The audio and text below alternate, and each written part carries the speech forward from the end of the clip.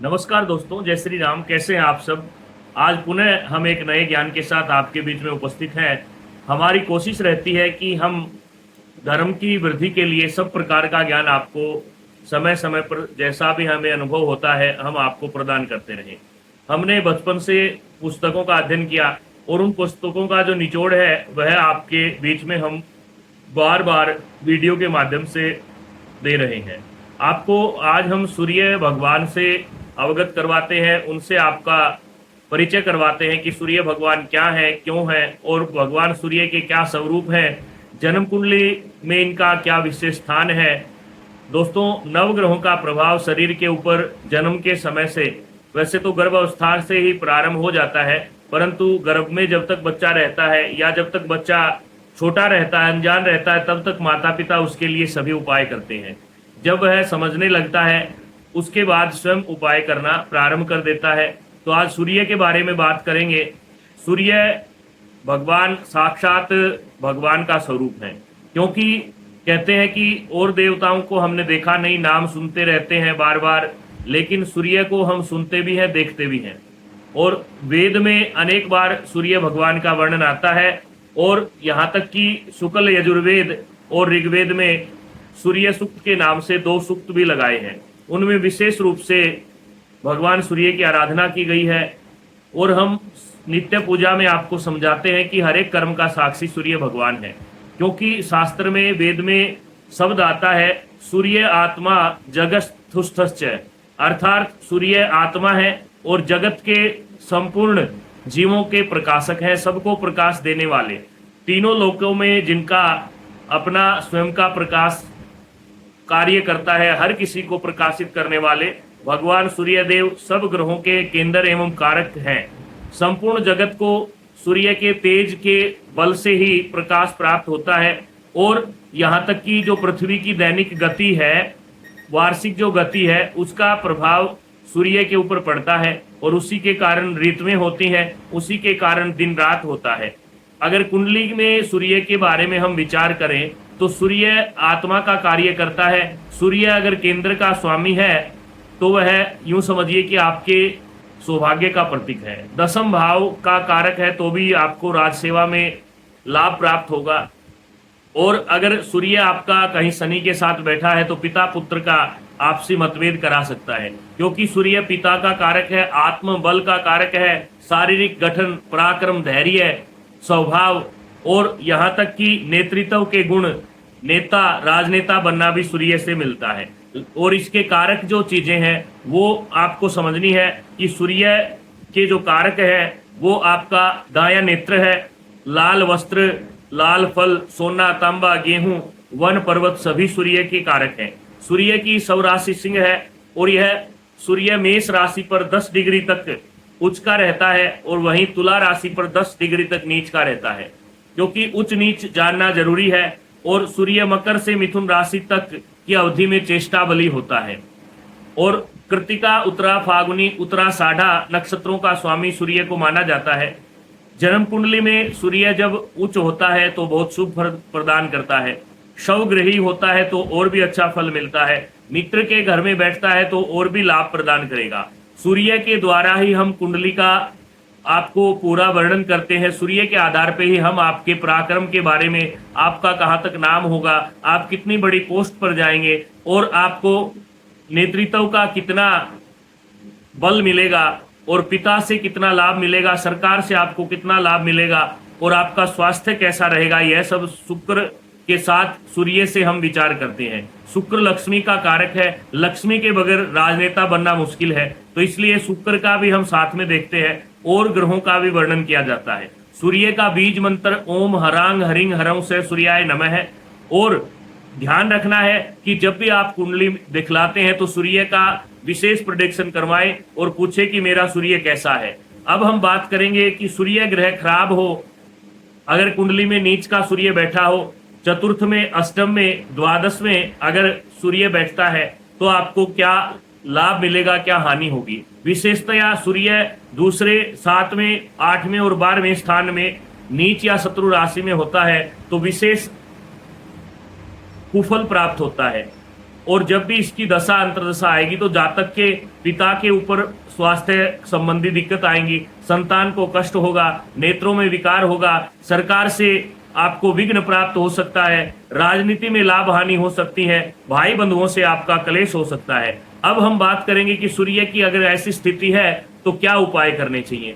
देखिए, सूर्य अगर आपकी कुंडली में नीच राशि है तो आपको विशेषतः सूर्य भगवान के कम से कम 28,000 मंत्र जप करवाने चाहिए। बीज मंत्र अगर आप जप करवाते हैं ओम हरांग हरिंग हरं से सूर्याय नमः, तो कलयुगे चतुर्गुणा 28,000 जप होने चाहिए। वैदिक मंत्र का अगर आप जप करवाते हैं ओम आकृष्टेन रथसा वर्तमानो निवेशन मर्तन मर्तन च हिरणेन सविता रथेना देवो जाति भूनानि पश्यन्न, इस मंत्र के अगर आप जप करवाते हैं तो 7,000 भी काफी है। यह विद्वान ब्राह्मण के द्वारा योग्य ब्राह्मणों के सानिध्य में बैठकर करवाना चाहिए। आग की लकड़ी से हवन करना चाहिए। अगर आपका सामर्थ्य नहीं है, आप इतना नहीं कर सकते, आपका कोई भी ऐसा करने का मन नहीं है, तो आप सूर्य भगवान को नित्य अर्घ देवें।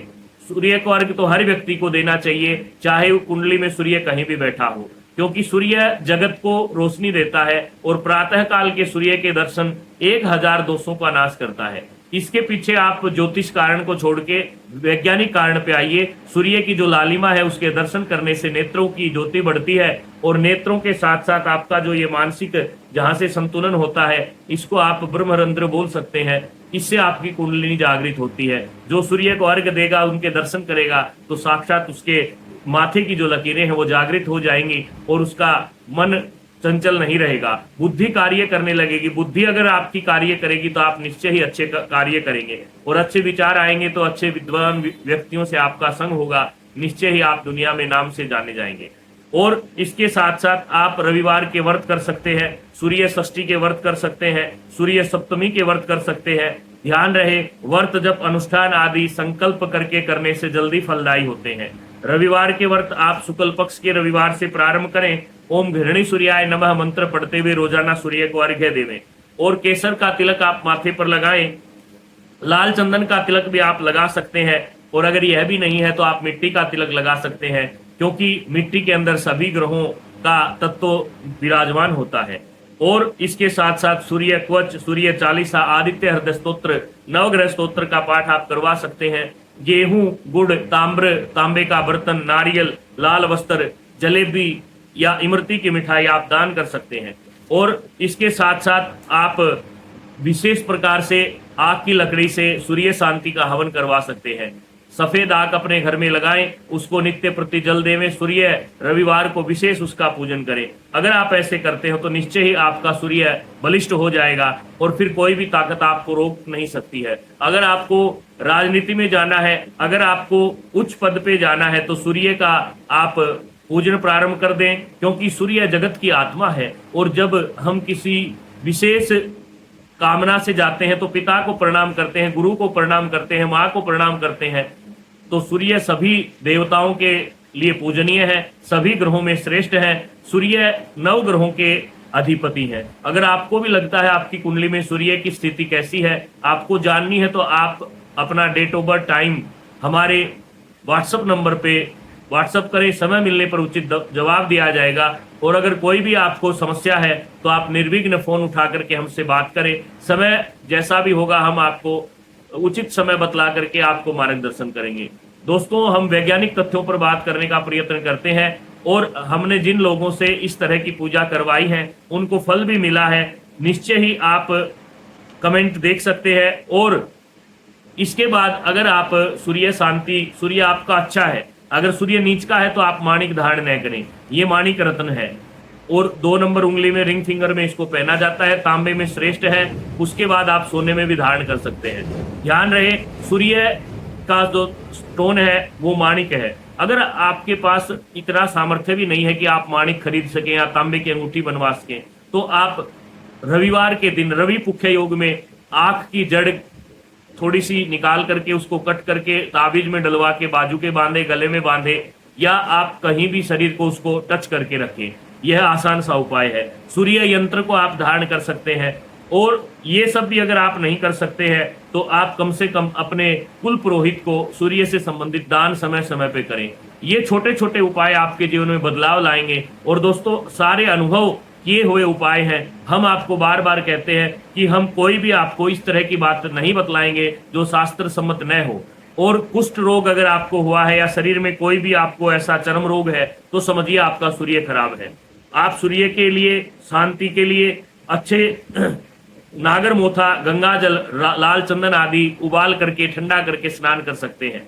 इस प्रकार से अगर आप उपाय करेंगे तो निश्चय ही आपको शुभ फल प्राप्त होंगे। जन्मदिन के समय पर आप गौशाला में वजन बराबर गुड़ का दान करें, गेहूं का दान करें। गेहूं का दान सूर्य के लिए विशेष रहता है, गुड़ का दान भी विशेष है। इन छोटे छोटे उपायों के द्वारा आप अपने सूर्य को मजबूत कर सकते हैं। भगवान शिव की पूजा करें और जब भी मकर की संक्रांति आए विशेष रूप से आप तुला दान करें, क्योंकि मंत्र आता है, एहि सूर्य सहस्त्रांशो तेजो रासे जगतपते अनुकंपय माँ भक्ता ग्रहणा अर्घ्य दिवाकर। हे दिवाकर, आप समस्त जगत के रक्षक हैं। आप मेरे ग्रहण को, मेरे अर्घ्य को स्वीकार करें और आप मुझे शुभ फल प्रदान करें। और अगर कुंडली में सूर्य ग्रहण का योग है तो आप ग्रहण के समय पे दान करें। ये छोटे छोटे उपाय करिए, जीवन में आपको निश्चय ही बदलाव प्राप्त होगा। क्योंकि प्रकृति हमारी माँ है, प्रकृति हमारे साक्षात देवता है। तो आप सभी को सादर अभिनंदन। लंबी वीडियो हो गई है, आप कृपया इसको पूरी सुने और सुनने के बाद कमेंट में ओम गृहणी सूर्याय नमः लिखें, गुरुदेवाय नमः लिखें, राम जी का नाम लिखें, हनुमान जी का नाम लिखें। धन्यवाद। सीताराम।